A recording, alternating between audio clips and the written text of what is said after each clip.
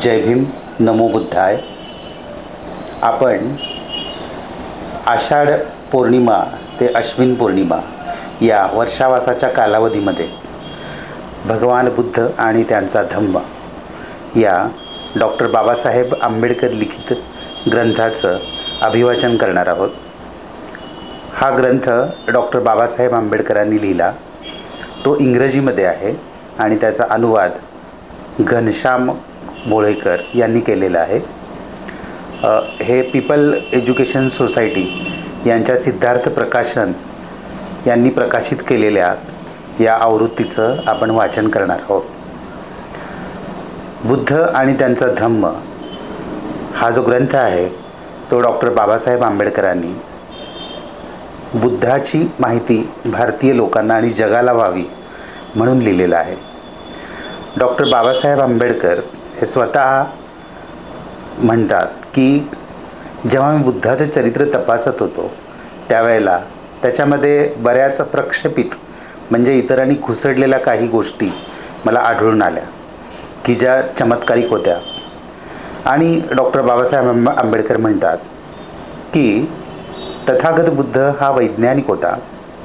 तथागत बुद्धांनी दिलेला जो मार्ग आहे तो वैज्ञानिक आहे, तर्कशास्त्राच्या कसोटीवर उतरणारा आहे.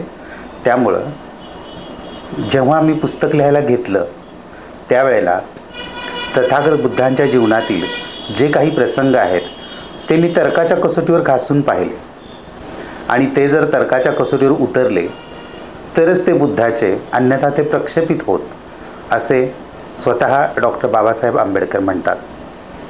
तर आपण आजपासून बुद्ध आणि त्यांचा धम्म या ग्रंथाचं वाचन करणार आहोत. या ग्रंथाचे 8 खंड आहेत आणि त्याच्यामध्ये 39 भाग आहेत आणि त्या प्रत्येक भागामध्ये विविध पाठ आहेत. तर आपण आज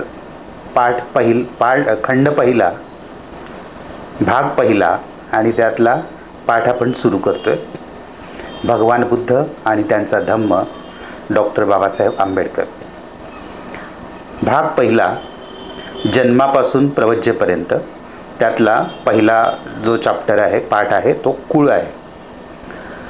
ख्रिस्तपूर्व 6व्या शतकात उत्तर भारतात सार्वभौम असे एक राज्य नव्हते.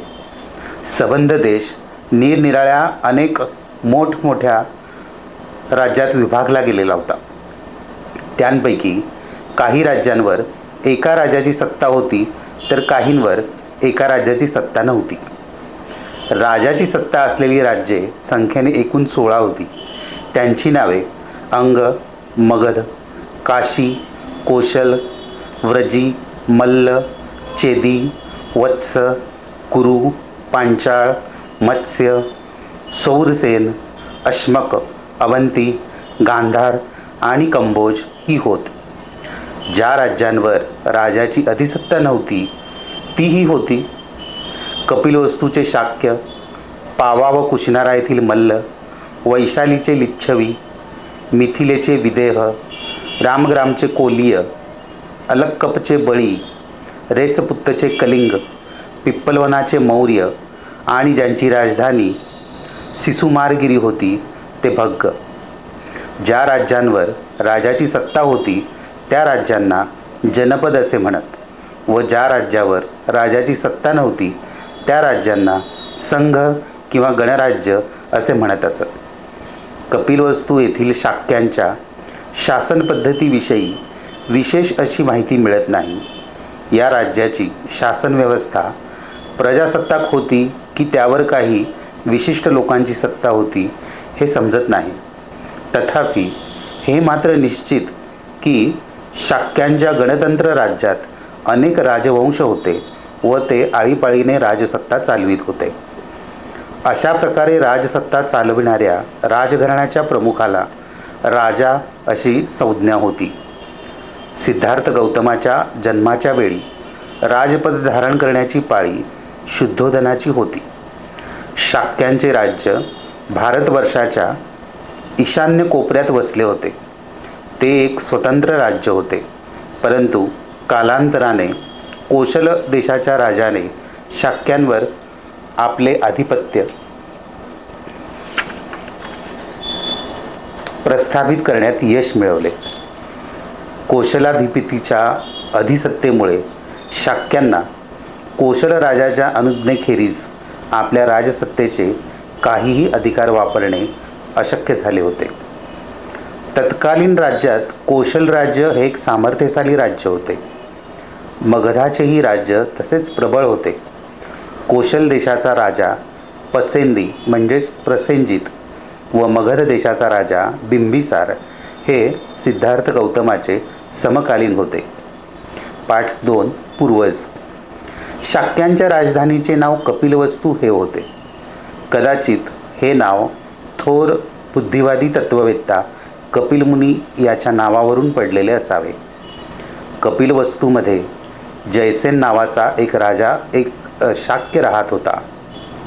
सिंहनू किंवा सिंहहनू नावाचा त्याला एक मुलगा होता. सिंहहनूचा विवाह कच्चनाशी झाला होता. त्याला शुद्धोदन, धौतोदन, शुक्लोदन, शाक्योदन व अभितोदन असे 5 पुत्र होते. या 5 पुत्रांशिवाय सिंहहनूला अमिता व प्रमिता या नावाच्या 2 कन्या होत्या. त्याच्या कुटुंबाचे गोत्र आदित्य होते. शुद्धोधनाचा विवाह महामायेशी झाला होता. तिच्या पित्याचे नाव अंजन व आईचे नाव सुलक्षणा असे होते. अंजन हा कोलीय वंशातील होता. तो देवदह नावाच्या गावी राहत होता. शुद्धोधन हा मोठा योद्धा होता. जेव्हा शुद्धोधनाने शूरपणा दाखविला तेव्हाच त्याला दुसरी पत्नी करण्याची अनुमती देण्यात आली व त्याने दुसरी पत्नी म्हणून महाप्रजापतीची निवड केली. ती महामायेची वडील बहीण होती. शुद्धोधन फार श्रीमंत होता. त्याच्या मालकीची भूमी विस्तृत होती व त्याचे पुष्कळ नोकरचाकर होते. असे म्हणतात की त्याच्या मालकीची जमीन नांगरण्यासाठी 1000 नांगर चालत असत. तो ऐशारामात राहत होता. त्याचे अनेक महाल होते.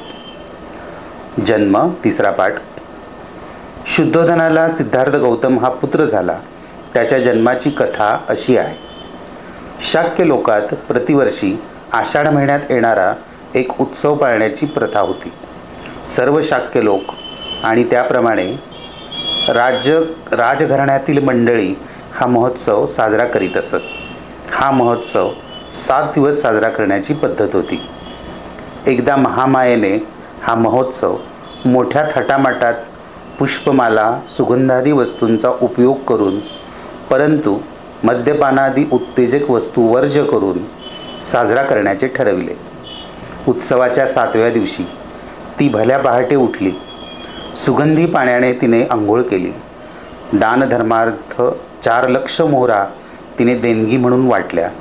मौल्यवान अलंकार घालून साजशृंगार केला.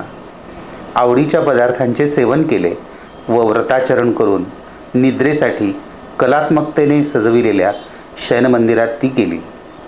त्या रात्री शुद्धोधन व महामाया यांचा एकांत होऊन महामायेला गर्भसंभव झाला. पलंगावर पहुडली असताना ती तशीच झोपी गेली. निद्राधीन असताना तिला स्वप्न पडले. स्वप्नात तिला असे दिसले की चतुदिक्पालांनी आपणाला निद्रित स्थितीत मंचकासह उचलले व हिमालयाच्या माथ्यावर नेऊन एका विशाल शाल वृक्षाखाली ठेवून ते बाजूला उभे राहिले आहेत. नंतर चतुर्दिक्पालांच्या स्त्रिया तिच्या जवळ आल्या व त्यांनी तिला मानसरोवराकडे नेले. त्यांनी तिथे तिला अभ्यंगस्नान घालून तिची वेशभूषा केली. तिला त्यांनी सुगंधी द्रव्ये लावून फुलांनी असे सजविले की ती कुण्या दिव्य शक्तीचे स्वागत करावयास तयार झाली आहे असे वाटले. इतक्यात सुमेध नावाचा एक बोधिसत्व तिच्यापुढे प्रकट झाला व तिला म्हणाला, मी माझा शेवटचा जन्म पृथ्वीवर घेण्याचे ठरवले आहे. तू माझी माता होण्यास कबूल होशील का? तिने उत्तर दिले, मोठ्या आनंदाने. त्याच क्षणी महामायेला जाग आली. दुसरे दिवशी सकाळी महामायेने आपले स्वप्न शुद्धोधनास सांगितले. स्वप्नाचा अर्थबोध न झाल्यामुळे शुद्धोधनाने स्वप्नविद्येत पारंगत असलेल्या सुप्रसिद्ध 8 ब्राह्मणांना बोलावून घेतले. त्यांची नावे राम, धन, लक्ष्मण, मंती, मण्ण, सुयाम, भोग व सुदत्त अशी होती. शुद्धोधनाने त्यांच्या स्वागताची यथायोग्य तयारी केली. त्याने सेवकांकडून जमिनीवर फुलांचे सडे घालून त्या ब्राह्मणांसाठी उच्चासने मांडली. त्याने त्या ब्राह्मणांची पात्रे सोन्या चांदीने भरून घृतमधुयुक्त व साखर मिश्रित दूध भाताचे सुग्रास भोजन देऊन त्यांना संतुष्ट केले. याशिवाय त्यांना नवी वस्त्रे, गायी इत्यादींचे दान दिले. ब्राह्मण संतुष्ट झाल्यावर शुद्धोधनाने महामायेला पडलेले स्वप्न त्यांना सांगितले आणि तो म्हणाला, या स्वप्नांचा अर्थ मला सांगा. राजा, चिंता करू नकोस.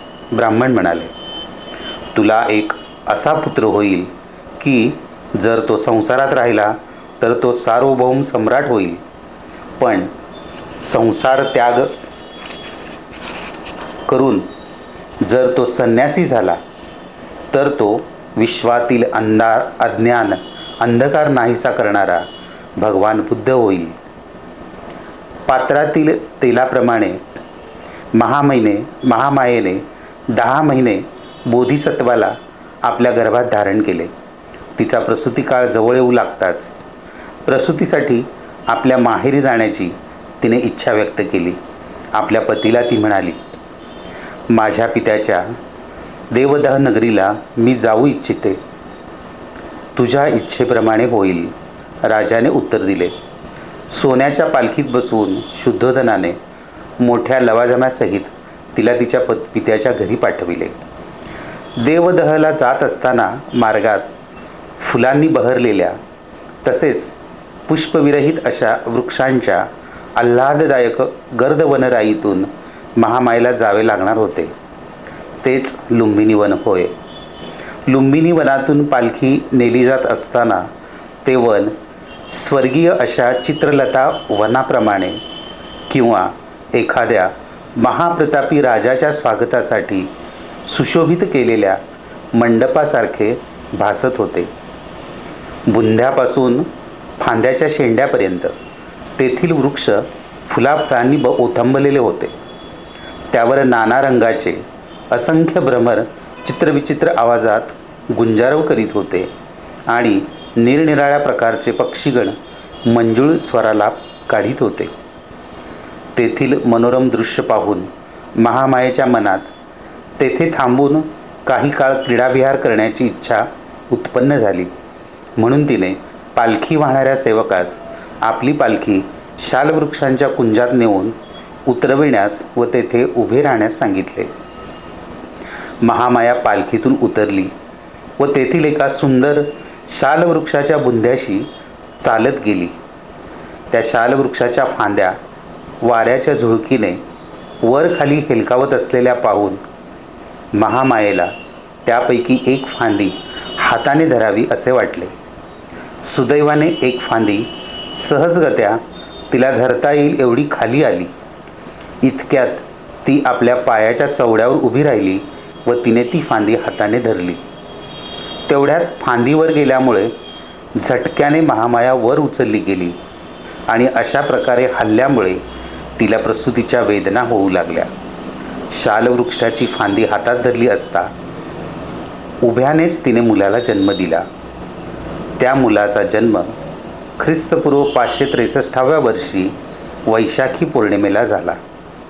शुद्धोधन व महामाया यांचा विवाह होऊन पुष्कळ वर्षे झाली होती, परंतु त्यांच्या पोटी संतान नव्हते आणि म्हणून पुत्रप्राप्ती झाली तेव्हा शुद्धोधनाचे व त्याच्या परिवाराने आणि सर्व शाक्यांनी पुत्रजन्माचा तो उत्सव मोठ्या हर्षोल्लासाने थाटामाटात साजरा केला.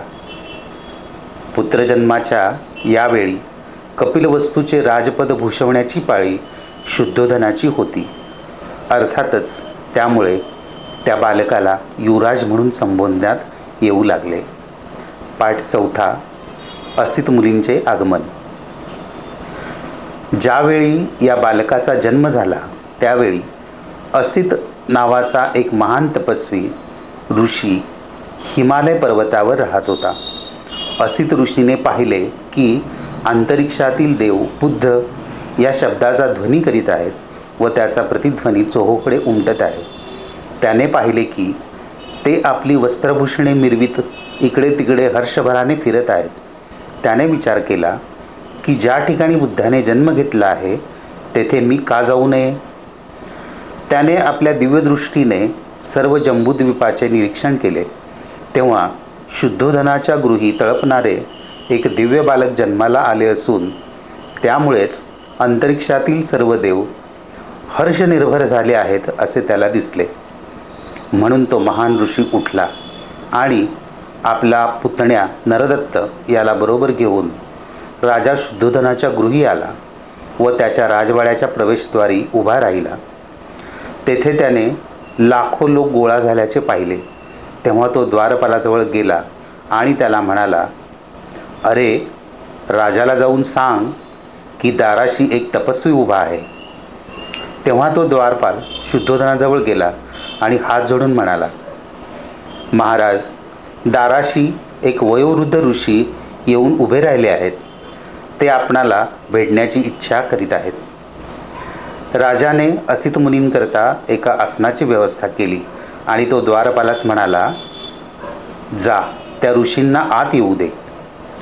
तेव्हा महालाच्या बाहेर येऊन तो द्वारपाल असित मुनींना म्हणाला, कृपा करून आत चला. असित मुनी शुद्धोधन रायाजवळ गेला व त्यांच्या पुढे उभा राहून म्हणाला, विजय असो राजा, तुझा विजय असो. तू आयुष्यमान हो आणि आपले राज्य सद्धर्माने चालव. तेव्हा शुद्धोधनाने असित मुनींना साष्टांग नमस्कार घातला आणि त्याला बसण्याकरता आसन दिले. असित मुनी सुखपूर्वक स्थानापन्न झाल्यावर शुद्धोधन म्हणाला, हे तपस्वीन, यापूर्वी आपले दर्शन झाल्याचे आठवत नाही. आपल्या आगमनाचा काय हेतू असावा बरे? आपण येथे येण्याचे काय कारण? असित ऋषी शुद्धोधनाला म्हणाला, राजा, तुला पुत्रप्राप्ती झाली आहे. तुझ्या पुत्राला पाहण्याच्या इच्छेने मी येथे आलो आहे. शुद्धोधन म्हणाला, मुनीवर, बालक आता झोपला आहे. थोडा वेळ आपण थांबण्याची कृपा कराल का? ऋषी म्हणाला, राजा, असले थोर महात्मे जास्त वेळ झोपत नाहीत. हे थोर महात्मे स्वभावतःच जागृत असतात. इतक्यात त्या महान ऋषीवर अनुकंपा दाखवून त्या बालकाने आपण जागे झाल्याची हालचाल केली. बालक जागे झालेले पाहताच शुद्धोधनाने आपल्या दोन्ही हातांनी त्याला उचलून ऋषींच्या समोर आणले. असित ऋषीने त्या बालकाला निरखून पाहिले. तेव्हा ते महापुरुषाच्या 32 लक्षणांनी व 80 शुभचिन्हांनी युक्त असलेले त्यास दिसले. त्याने पाहिले की त्या बालकाचा देह शुक्र व ब्रह्मा यांच्यापेक्षाही अधिक तेजस्वी आहे व त्याचे तेजोमंडल त्यांच्यापेक्षा शतसहस्त्रपटीने अधिक दैदिप्यमान आहे. असित ऋषींच्या मुखातून त्वरित उद्गार निघाले, निस्संदेह या पृथ्वीतलावर हा अलौकिक पुरुष अवतरला आहे. असे म्हणून असित मुनी आपल्या आसनावरून उठले व आपले दोन्ही हात जोडून त्यांनी त्या बालकाला साष्टांग नमस्कार घातला. त्यांनी बालकाभोवती प्रदक्षिणा घातली आणि त्याला आपल्या हातात घेऊन ध्यानमग्न स्थितीत ते उभे राहिले. असित ऋषीला पूर्वीची सुपरिचित भविष्यवाणी माहीत होती. गौतमाप्रमाणे महापुरुषांच्या 32 लक्षणांनी युक्त असलेल्यांच्या पुढे 2च मार्ग असतात, तिसरा मार्ग नाही.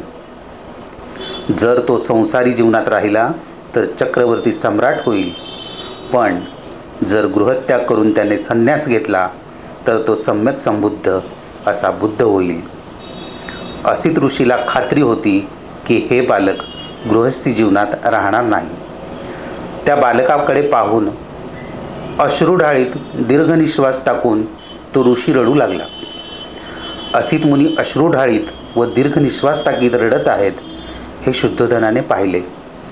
असित मुनी रडत असलेला पाहून शुद्धोधनाच्या अंगावर रोमांच उभे राहिले आणि त्यांनी व्याकुळतेने असित मुनीला विचारले, हे मुनिवर, अशा रीतीने का रडत आहात? अश्रू का ढाळीत आहात? दीर्घ निश्वास का टाकीत आहात? माझ्या बालकाचे भविष्य निर्विघ्न आहे ना? हे ऐकून ऋषी म्हणाला, राजा, मी बालकासाठी रडत नाही, त्याचे भविष्य अगदी निर्विघ्न आहे. मी रडतो आहे तो माझ्यासाठी. का बरं? शुद्धोधनाने विचारले. ऋषी उत्तरला, मी वयोवृद्ध झालो आहे. माझे आयुष्य आता संपत आलं आहे. निश्चितपणे हे बालक बुद्ध होणार असून ते परमोच्च व सम्यक संबोधी प्राप्त करून घेईल.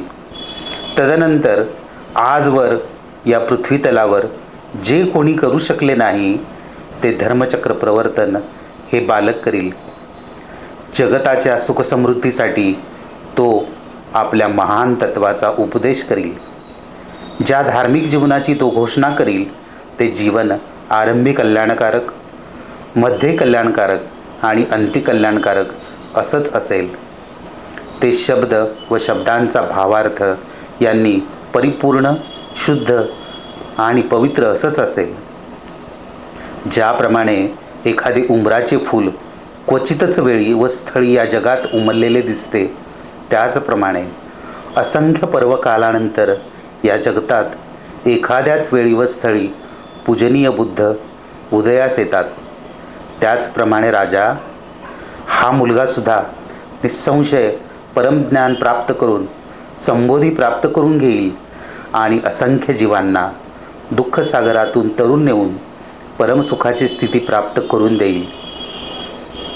परंतु मी त्या बुद्धाला पाहू शकणार नाही म्हणून मी रडतो आहे आणि या दुःखांमुळेच हा असा दीर्घ निश्वास टाकीत आहे, कारण मला या बुद्धाची पूजा करावयास मिळणार नाही.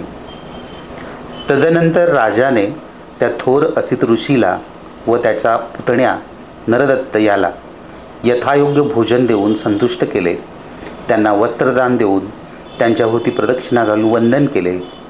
तेव्हा असित मुनी त्याचा पुतण्या नरदत्त याला म्हणाला, नरदत्ता, जेव्हा हे बालक बुद्ध झाल्याचे तू ऐकशील तेव्हा त्याच्याकडे जाऊन त्याच्या ज्ञानमार्गाचा अनुग्रह कर.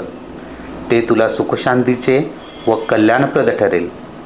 असे म्हणून असित मुनीने राजाची अनुज्ञा घेऊन तो आपल्या आश्रमाकडे निघून गेला. आज आपण इथं 4 पाठ संपवलेले आहेत. नमो बुद्धाय, जय भीम.